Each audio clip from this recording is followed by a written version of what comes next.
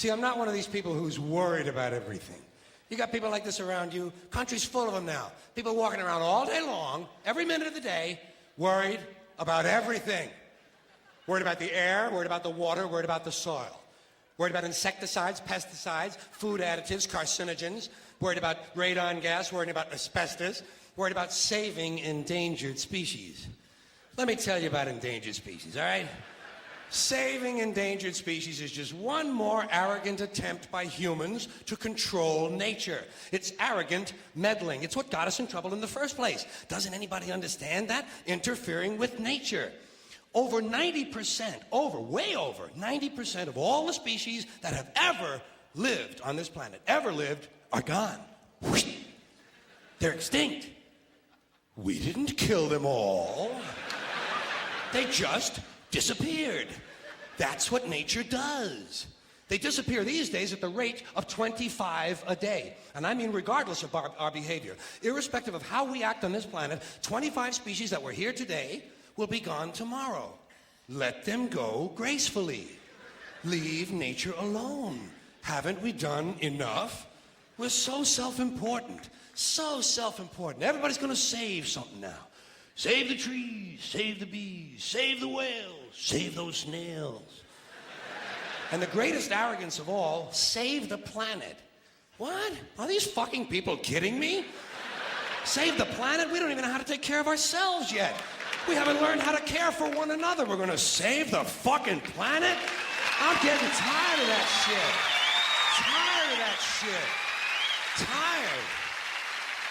I'm tired of fucking Earth Day. I'm tired of these self-righteous environmentalists, these white bourgeois liberals who think the only thing wrong with this country is there aren't enough bicycle paths. People trying to make the world safe for their Volvos. Besides, environmentalists don't give a shit about the planet. They don't care about the planet. Not in the abstract, they don't. Not in the abstract, they don't. You know what they're interested in? A clean place to live. Their own habitat. They're worried that someday in the future they might be personally inconvenienced. Narrow, unenlightened self-interest doesn't impress me. Besides, there is nothing wrong with the planet. Nothing wrong with the planet. The planet is fine. The people are fucked. Difference.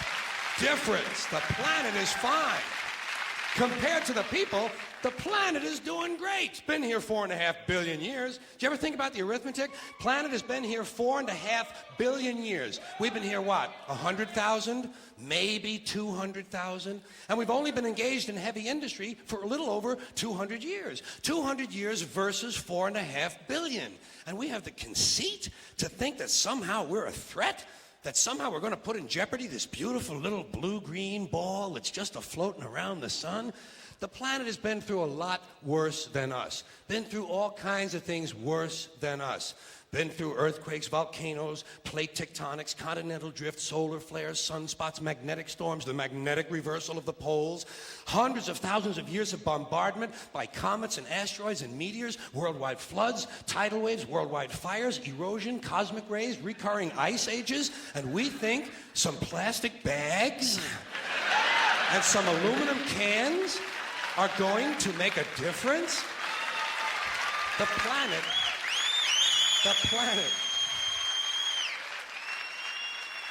planet isn't going anywhere. We are. We're going away. Pack your shit, folks. We're going away.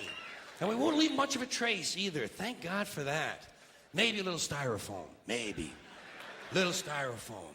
Planet will be here and we'll be long gone. Just another failed mutation. Just another closed-end biological mistake. An evolutionary cul-de-sac. The planet will shake us off like a bad case of fleas.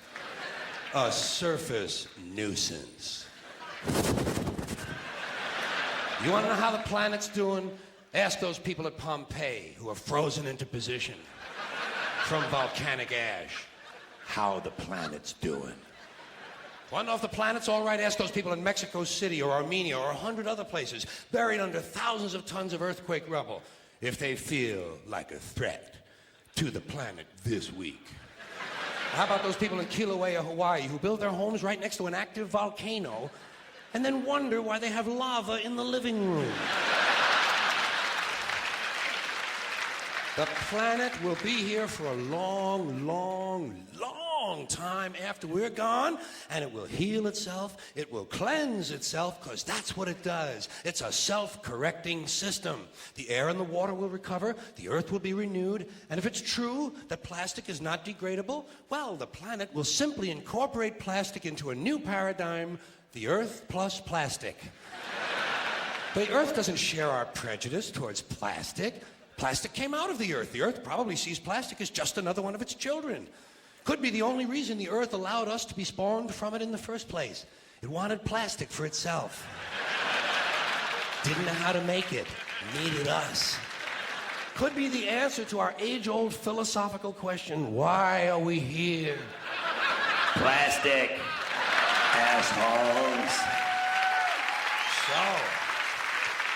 So, the plastic is here, our job is done, we can be phased out now, and I think that's really started already, don't you? I mean, to be fair, the planet probably sees us as a mild threat, something to be dealt with, and I'm sure the planet will defend itself in the manner of a large organism, like a beehive or an ant colony can muster a defense. I'm sure the planet will think of something. What would you do if you were the planet trying to defend against this pesky, troublesome species? Let's see, what might...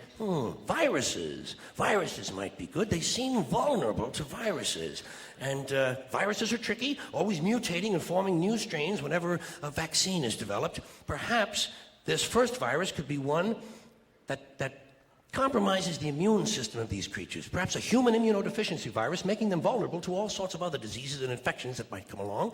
And maybe it could be spread sexually, making them a little reluctant to engage in the act of reproduction. Well, that's a poetic note. And it's a start. And I can dream, can't I? See, I don't worry about the little things. Bees, trees, whales, snails. I think we're part of a greater wisdom than we will ever understand. A higher order. Call it what you want. Know what I call it? The big electron. The big electron. Whoa. Whoa. Whoa. It doesn't punish. It doesn't judge at all. It just is. And so are we, for a little while.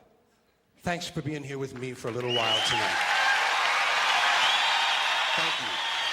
Thank you very much. Thank you.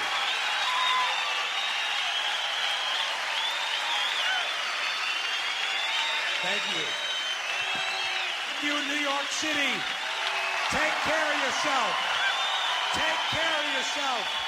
And take care of somebody else. Thank you. Good night.